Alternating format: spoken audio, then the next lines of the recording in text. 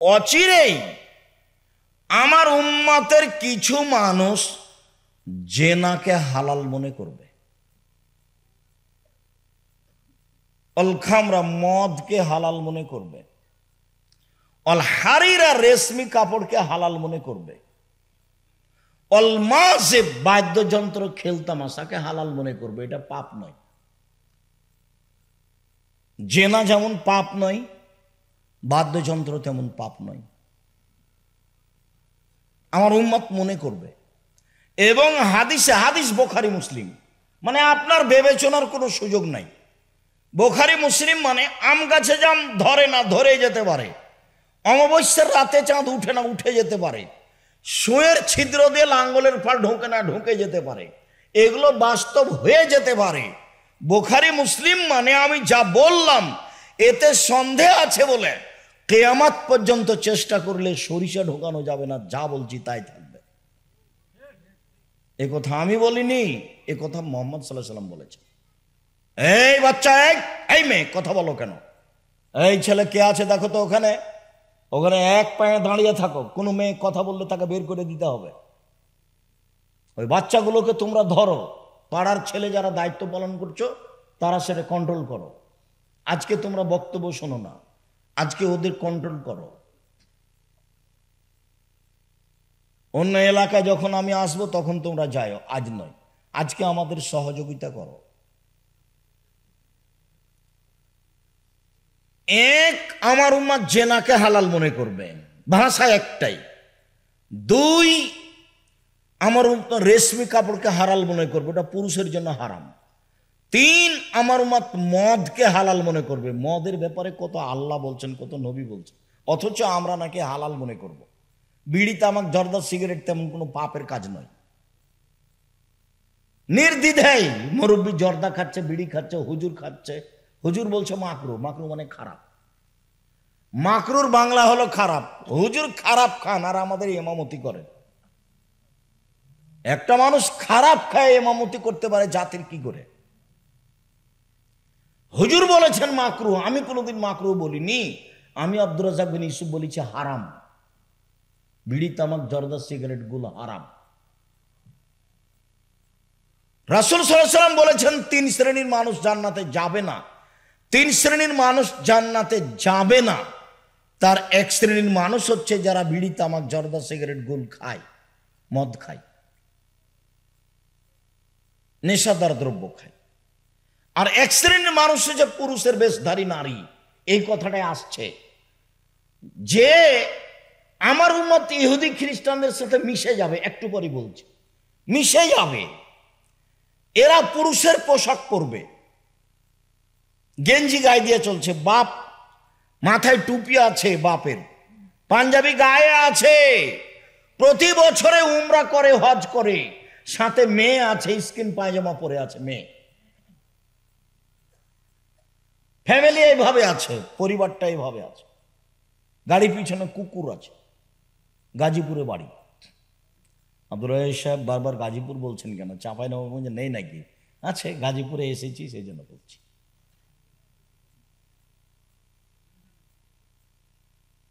সম্মানিত দিনী ভাই বোন, বলছিলাম আলাইহিস সালাম বললেন আমার উম্মত বাদ্যযন্ত্র, খেলতামাশা, নাচ গানকে হালাল মনে করবে। এবার চলেন এর ফলাফল কি? খুব কঠিন ফলাফল। আবু মালিক আশআরী রাদিয়াল্লাহু তাআলা আনহু বলেন আল্লাহর নবী বলেছেন লা ইয়াশরাবান্না নাসুন নিম্মতি ইসমুনাহা বিগাইরি ইসমিহা। আমার উম্মত মদ খাবে, নাম দিবে অন্য। আমার উম্মত মদ খাবে, নাম দিবে অন্য। আমি বলেছি সেটা ঠান্ডা, পেপসি, কোকাকোলা, আরসি।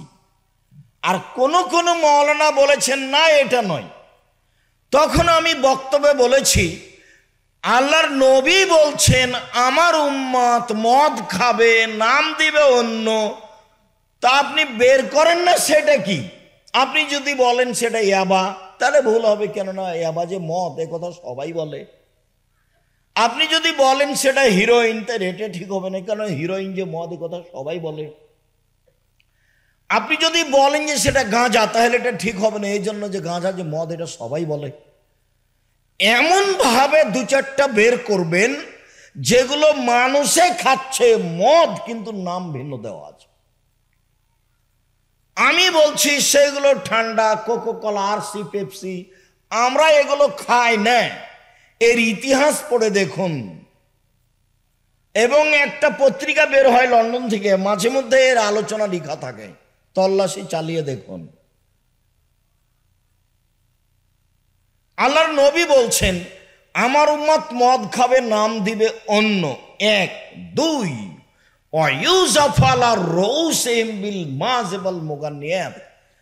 আর আমার উম্মতের নেতাদেরকে, বিত্তশালীদেরকে, বড় বড় ব্যবসায়ী শিল্পপতিকে, বড় বড় গার্মেন্টস ফ্যাক্টরির মালিককে সম্মান করা হবে গান বাজনা বাদ্যযন্ত্র দিয়ে, এবং বেটি ছেলে গায়িকা দিয়ে। এই কথা আল্লাহ নবী বলছেন, হাদিস বুখারী মুসলিম। গায়িকা দিয়ে সম্মান করা হবে। দেখেন আপনি, এটা তো আপনাদের চোখের বাইরে নয়। এইসব শিল্পপতিকে সম্মান করা হবে, এইসব নেতাদেরকে সম্মান করা হবে বাদ্যযন্ত্র গান বাজনা দিয়ে।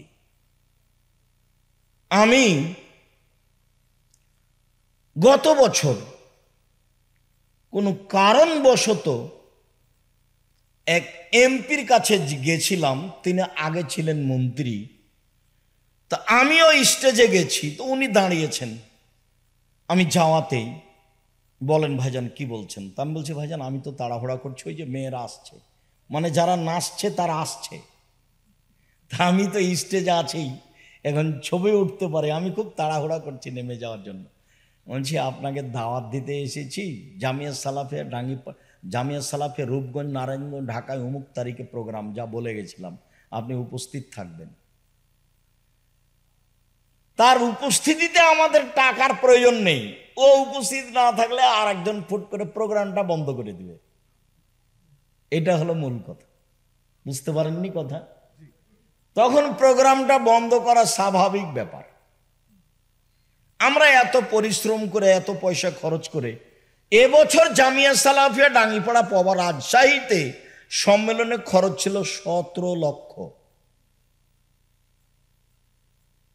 আর এখন যেটা আপনার বাড়ির পাশে সম্মেলন 13-14 ফেব্রুয়ারি, তাতে বাংলাদেশের আলোচক থাকবেন, সৌদি আরবের থাকবেন, পাকিস্তানের থাকবেন, এদেশের থাকবেন।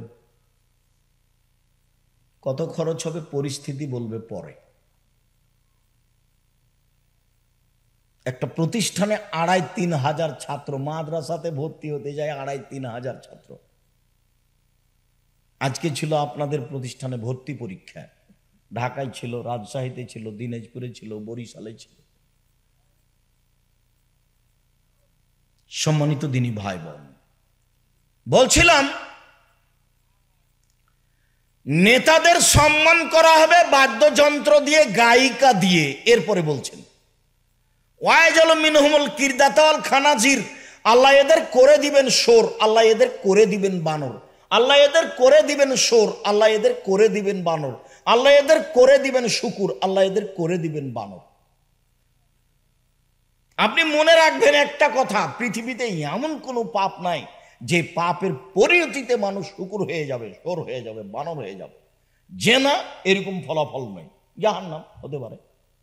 চুরি এরকম ফলাফল নয়, জাহান্নাম হতে পারে। ডাকাতি এরকম ফলাফল নয়। মানুষকে হত্যা এরকম ফলাফল নয়, জাহান্নাম হতে পারে।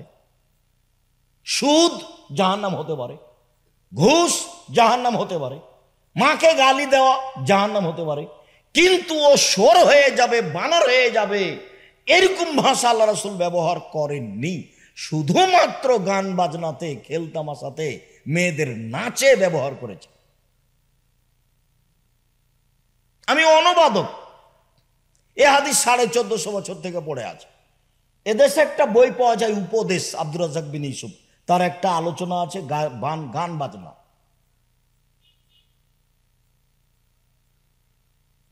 একটা আলোচনা আছে ছবি মূর্তি।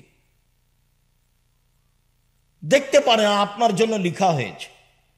আপনি যদি সে 10 টাকা 100 টাকা খরচ করে না কিনেন, তাহলে আমি জাতির কাছে কলমে কিছু দিতে পারলাম না।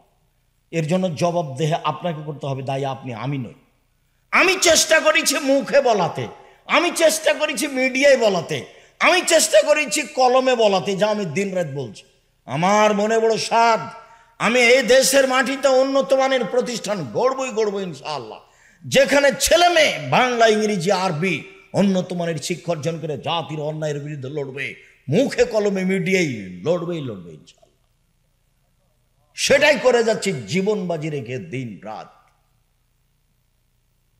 আপনি যেমন উপার্জন নিয়ে ব্যস্ত, আমি তেমন শিক্ষা নিয়ে ব্যস্ত। আমি অন্য কোনো কাজ করি না। এদেশের ভাষায় বলতে হবে আমি দেউলিয়া। আমি কোনো কাজ করি না, কাজ আমার এটাই। সম্মানিত দিনী ভাই বোন, বলছিলাম রাসূল সাল্লাল্লাহু আলাইহি সাল্লাম এভাবে বললেন, এক, আমার উম্মত মদ খাবে, নাম দিবে অন্য। দুই, শিল্পপতি নেতাদের সম্মান করা হবে গায়িকা ও বাদ্যযন্ত্র দিয়ে। তিন, এদের উপরে ভূমিকম্প হবে।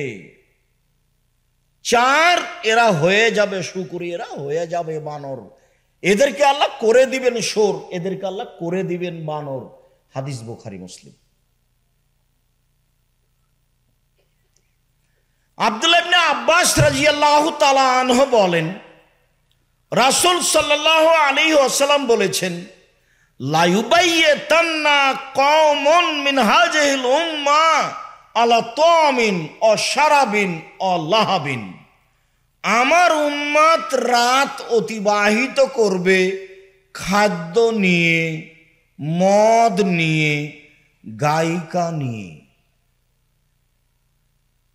আমার উম্মত রাত অতিবাহিত করবে মদ নিয়ে, গায়িকা নিয়ে, বাদ্যযন্ত্র নিয়ে। ফায়াসবাহু, এরা সকাল করবে। ফামসাখু কিরদাতানা খানাজিরা, তখন তারা নিজে নিজেই হয়ে যাবে সুর, তারা নিজে নিজেই হয়ে যাবে বানর, তখন তারা নিজে নিজেই হয়ে যাবে শুকুর, তারা নিজে নিজেই হয়ে যাবে বানর। সন্ধ্যায় থাকবে মানুষ, সকালে হবে বানর, একবারে হুবাহু। সন্ধ্যায় থাকবে মানুষ, সকালে হবে শুকুর সোর, একবারে হুবাহু।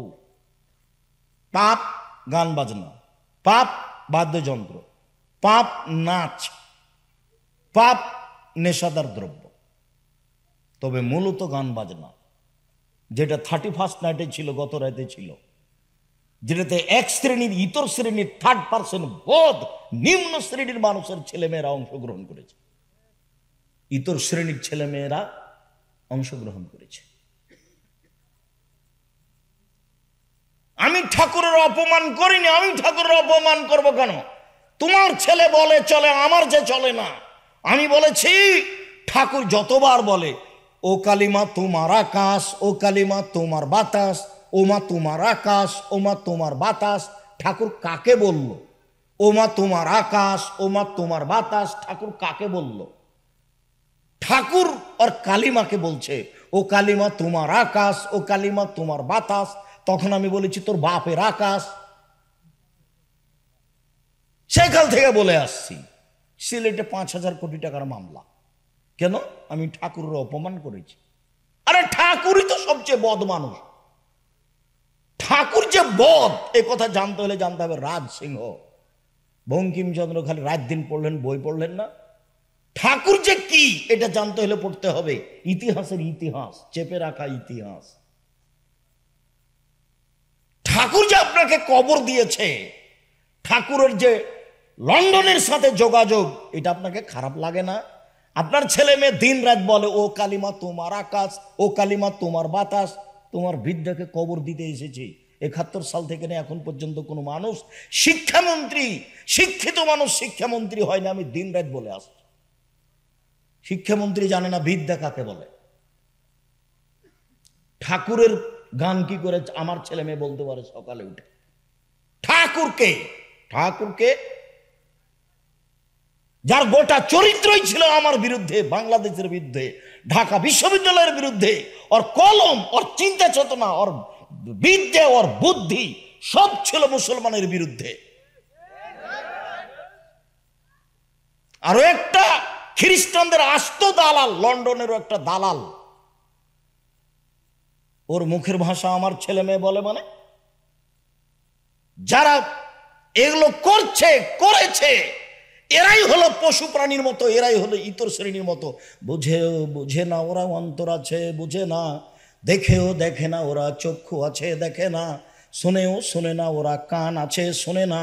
উলায়েকা কালানাম, তারা পশু প্রাণীর মতো, তারা গরু ছাগলের মতো, তারা কুকুর শ্রেণীর মতো, বালু মাজাল বরং তার চেয়ে খারাপ। আপনি দাম দিতে পারেন, আমি তো পারি না। আমার ছেলে মেয়ে ওই পথ দিয়ে উঠে আসেনি, ওই জন্য পথই বান্ধিয়েছি, যা ওই পথেই যাব যতদিন পারি। সারা বাংলাদেশের মানুষ করোনা মেনে নিয়েছে, আমি তো মেনে নিইনি। আমি বলেছি মাস্ক পরে করোনা ঠেকাতে রাজি নই। ভাগ্যে যদি আমার করোনা লেখা থাকে পৃথিবী সৃষ্টির 50,000 বছর পূর্বে, আর আজ যদি আমি পাথরের ভিতরে ঢুকে থাকি, রক্ষা হবে না, করোনা আমাকে ধরবেই। এটা আমি বিশ্বাস করি, এটা আল্লাহ রাসূল বলেছে। যদি সতর্কতা দিয়ে বাঁচা যেত তাহলে ফিউচার পার্কের মালিক করোনায় মারা যেত না। ওরা দেশের পানি খায় না, ওর খাওয়ার পানিটা বাহির থেকে আসে। গাজীপুর জেলাতে হাজারো মানুষ আছে যাদের দেশের পানি খাওয়ার প্রয়োজন নেই, যারা দেশের পানি খাওয়ার প্রয়োজন মনে করে না। করবে কেন? কয় টাকা লাগে বাহির থেকে পানি আনতে? যারা দুবাইয়ে সাগরের উপরে বাড়ি তৈরি করে তাদের কয় টাকা লাগে?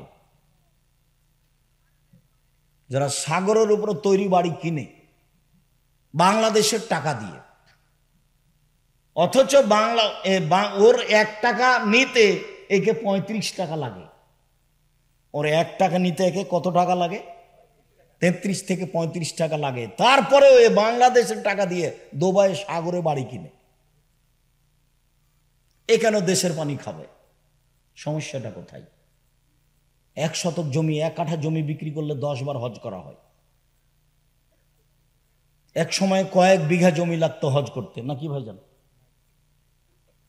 এখন তো সেদিন আর নেই, কাজে এরা পিছন ভুলে গেছে। চলেন, আনাস রাদিয়াল্লাহু তাআলা আনহু বলেন, রাসূল সাল্লাল্লাহু আলাইহি সাল্লাম বলেছেন, লা ইয়াকুনু ফি হাযিল উম্মাহ খাসফুন মাসখুন কাজফুন। আমার উম্মতের উপরে 3টা বিপদ নেমে আসবে 3টা পাপের কারণে। আমার উম্মতের উপরে 3টি বিপদ নেমে আসবে 3টি পাপের কারণে।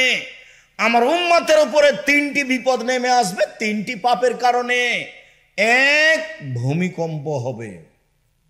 2, আকার আকৃতি পরিবর্তন হবে। সন্ধ্যায় থাকবে মানুষ, সকালে হবে শূকর। সন্ধ্যায় থাকবে মানুষ, সকালে হবে বানর। আকার আকৃতি পরিবর্তন হবে। 3, সমস্যা নেমে আসবে যেখানে সেখানে। মসজিদে মারামারি, মাদ্রাসায় মারামারি, রাস্তাঘাটে মারামারি, কলেজ বিশ্ববিদ্যালয়ে মারামারি, জমি জায়গা নিয়ে মারামারি, কেউ কাউকে মানে না। জমির দাম 10 লাখ, রেজিস্ট্রি খরচ 9 লাখ। আরে রেজিস্ট্রি খরচ তো ফ্রি হতে হবে। সরকারি মেডিকেলে যেমন কতগুলো ওষুধ ফ্রি পাওয়া যায়, আর টিকিট নিতে 10 টাকা লাগে, রেজিস্ট্রি খরচে তেমন 10 টাকা লাগতে হবে। জমি যার টাকা দিয়েছি তাকে, তো রেজিস্ট্রি খরচ আবার এত টাকা দিব, এ আবার কি কথা? এরই নাম জুলুম। সময় 45 মিনিট, দেশ ছেড়ে দিতে হবে। ফেরাউন ডুবে গেছে। জুলুম কাউকে রক্ষা করে না, আজ হোক আর কাল হোক, জুলুম তাকে ধরবেই। আল্লাহর নবী বলছেন, জুলুম যখন তাকে ধরে নিবে তখন তার রেহাই থাকবে না। চিরদিন এটা ঘটেছে। 1,500 বছর পরে ফেরাউন জুলুমে ধরা পড়েছে। 1,500 বছর পরে। জুলুমের ফল মানুষকে ভোগ করতেই হবে, আজ হোক আর কাল হোক। যারা জাকাত ফেতরা ফকির মিসকিনকে দেয় না, এরাও জালেম, এদের বিচার পরে হবে। কেন? এরা ফকির মিসকিনের হক মেরে খেয়েছে। আল্লাহ বলছেন এই কথা। জাকাতের মালিক কে? এক নম্বরে ফকির মিসকিন।